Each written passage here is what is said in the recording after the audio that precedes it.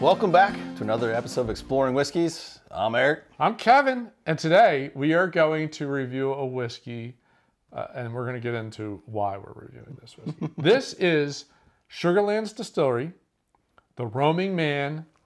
It's a Tennessee straight rye. Okay, now, if Sugarlands means anything to you, then you've probably watched the same show that we've watched. Moonshiners. Moonshiners. Yeah. When they do the competitions, that's the distillery they're doing the competitions in. That's what is it? It's not Tickle and who are the two? What are the two guys? It's Digger and Puss. Yes. But that's not what they call them. No, Mark and Digger. Yeah, that's it. But they also, when I was at the distillery doing the tasting, you walk around, those other guys, some of those other guys on the show have their own flavor in there. Yeah. Yeah. Yeah. Well, some of the episodes of the competition, they will award them and run their own lines and things like that. So anyway, Tickle has his own. Yeah. His is like cinnamon apple. And then, who is the guy? Mark. Always had the camo on, mustache, always had a big chew in his lip. Oh, yeah, I know what you're talking about, yeah. He's got his own flavor, too. Okay. Yeah. Nice. So, Eric was over in the Gatlinburg area of East Tennessee, stopped in the distillery, and I was like, yes, get a bottle. We need a bottle of this. Come on. Anyway, so... Funny enough, they're separated by like a block from Old Smoky. Really? Yeah, same side of the street. But I'll tell you, if you want to sample a bunch of moonshines, this place, Sugarland, it's $5. You step up to the tasting counter. They have a couple of them. And I think you get to taste 10 little pours. But then the $5 you spent to do the tasting, they let you credit that towards buying a bottle of moonshine. And I'll tell you what, the guys that run the tastings there are very entertaining. They're pros, right? Very entertaining. They got their jokes. I'm sure they've got the same script for each one. Maybe tweak it a little bit, but it was entertaining. It was worth it. Nice. All right. Well, let's see if their whiskey's any good. Well, the moonshine I had was pretty solid. Yeah, the moonshine was good. So this is a bottled and bond rye. So at least 4 years old, one distilling season. Federally bonded bottled warehouse. Federally bonded warehouse, bottled at 100 proof, in glass. This is 4 years, 7 months. And it smells a little young. Yes. It's pretty sharp. But it's not like overly aggressive rye. It is just meeting the minimum of rye. It's a 51% rye mash bill. So 51% rye, 45% corn, 4% malted barley. And they do their own distilling. It is their own whiskey. It tastes like a rye. Got a little spicy in there? A little bit. You get the spice, but then the aftertaste kind of sweetens up. Yeah, there's fruit notes. Yeah. A lot of fruit, different fruit notes. I thought it was going to be like a fruit note. It is not. Nothing like the nose. No, I was going to say the palate is really nice, actually. I kind of enjoy the palate. There is a spice up at the beginning, but then there's a lot of different fruit notes at the end, or towards the middle and finishing. The nose is just nice. A little bit sweeter.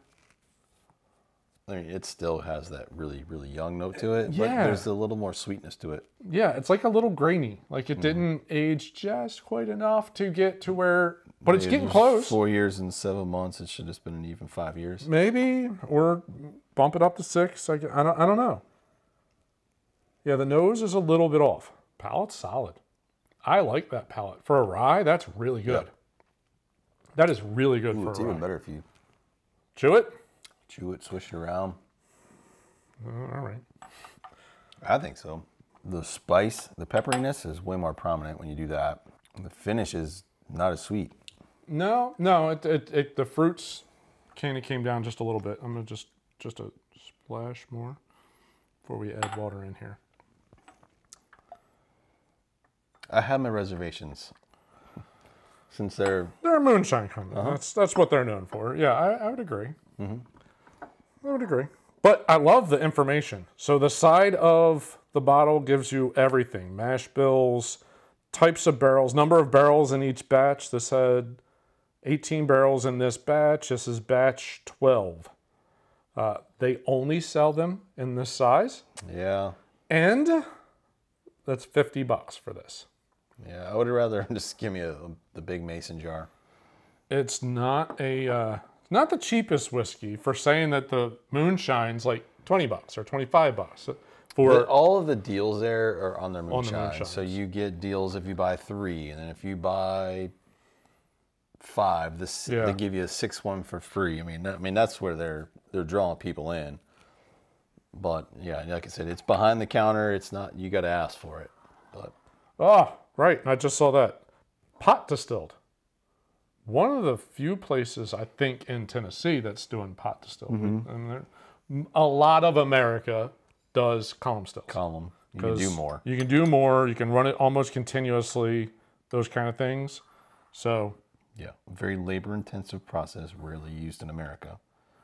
yeah, pot still is way more popular in Scotland and Ireland than it is here. But there are a handful of places here that really run pot stills well. Balcones.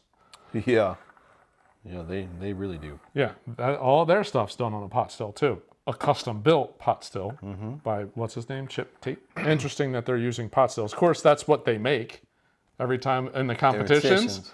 They actually make the people build their own pot stills for the competition. That's actually part of the competition, is doing it, like a moonshiner would. Yeah, but if you're out in the woods, yeah, it's a pot still. You've seen a couple of episodes where there's some guys that the two dudes trying to make the one column still, which is spectacular because they're running it. They're pulling off moonshines in the 180, 190 proof, and then being able to proof it down. But the number of problems that they had when they first put that thing together was crazy. But if you're trying to keep a low profile, having something 20, 30 feet in the air, no bueno. It's a little better. It's a little more rye-ish. But it's muted. Yeah, but it's not as sharp. No. The rye comes out a little bit more on the nose with the water, but that grainy young note gets kind of slid down a touch. Not a big change, though. It's a little smoother. Yeah. The drink's a little nicer. Still get a lot of the fruits. Raisins. Or some kind of dried fruit in there. The finish is way sweeter for me. Yes. The rye note hits the back of the throat, but that's all. But then it goes away. It goes away. And then it's just sweet. Not bad. And apparently, so like I said, this is batch 12. Apparently, every batch is different. Like they've continued to tweak the recipe, the barrels, how they're mashing it, whatever it is. They've continued to change it every batch. Like they learn something, they add that to the next batch. Kind of feel like that's the moonshiner way, though. Yeah, you learn something, you mess around, figure something out. Oh, that worked, that didn't work. Let's stick with what works and change what didn't work and see what happens. One thing I did not get to partake in is they do have a bar in the back. Okay. They have a deck. Really? They use all their spirits to make cocktails. I would like to have gone back. Moonshine cocktails. And I'm going to poo-poo their moonshine because in my brain, moonshine is 120 to 140 proof. You know what I mean? Like it should have a kick. This moonshine was what? 50 proof? The one I got, the clear one, was 100. That was the only one that was 100. Okay. Everything else is 70 or below. Right. Yeah. They're all cordialish. But I think they're catering towards a broader absolutely. audience. My wife being one of them. But yeah, moonshine. She brought back the lemonade one that was 40 proof. Yes, right, 40 proof, 20%. And that was the official moonshine of the Ryder Cup. Yeah, that was. Yeah, the proof was odd. It doesn't make sense. So I texted you. I was like, "You sure you want some of these? Like the proof is pretty low." Well, the one I wanted, they didn't have, unfortunately. True. I wanted the caramel. They didn't have the caramel. So I got the butterscotch. was good. They've got a lot there. I don't. Again, it's not that expensive. It was what, $20 mason jar. Mm-hmm. But like to your point though, I want some kick to it. Yeah. When I hear moonshine, it should have. I don't want an easy drinker. I want something that's got some punch. I to want it. a shot and then a aftertaste from whatever the flavoring is, not a cordial.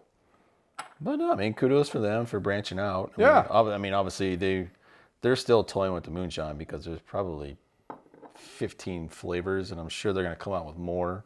They even got the creamy ones. But that's what drives that's the traffic to the store. And that's what they're known for, is the moonshine. Yep. What's the name of the show again? Moonshiners. Yeah, it's not whiskey, guys. No, they've got a nice little place there in downtown Gatlinburg. Very nice. But again, to pay $5 and be able to sample, I think it was close to 10 moonshines. Granted, they started off with the 100 proof first and then worked their way back. But like the next two were, I think one was 70 and then they just went 50 and the rest of them were like 50. All right, well, so their moonshine, if you like flavor, a lot of different flavors, it's pretty good. Their whiskey, the rye, it's not the best value. No. Bottled and bond, half a bottle, $3.75 for $50. Probably not the best value. If you can find a E.H. Taylor rye for MSRP of $80 for a full-size bottle, so much better. Yeah. Or if you can find an Old Overholt bottled and bond for $27 for a full bottle, so much better. Or a Balcones, that rye is ridiculously better, and $40 for a full bottle, I think. I think they're on to something. I think it's just... They're not distilling this in the quantity that they're distilling the moonshine, obviously. No, but if they sold that in a $750 for $50... Probably right. That'd be worthwhile. Somewhere $40 to $50, that's probably reasonably priced, but not for a half bottle. $3.75. And you can't even sample it there. So you're rolling the dice. Yeah. But they did an okay job. Mm-hmm. So if I don't know if it was Mark and Diggers or somebody else's, but it's solid. It's very solid rye whiskey. I would be interested to see some of the other whiskeys that, I know they had a Solera cask on the show. Watched a lot of that show over during the whole COVID. So watched a lot of that show. But yeah, if they had that Solera cask, I'd try that. That'd be pretty solid. But overall, solid rye whiskey. Mm-hmm. I've got no real complaints outside of it's a little pricey for that size bottle. I would like to think since they're approaching the almost 5 years, that probably here soon they're going to have something a little older. A little bit older, and hopefully they're aging them out in quantity. Mm-hmm. So maybe they got some quantity and they're just building up the years. Yeah, I'd be curious to see how this stacks up. Was it 2016 was the first?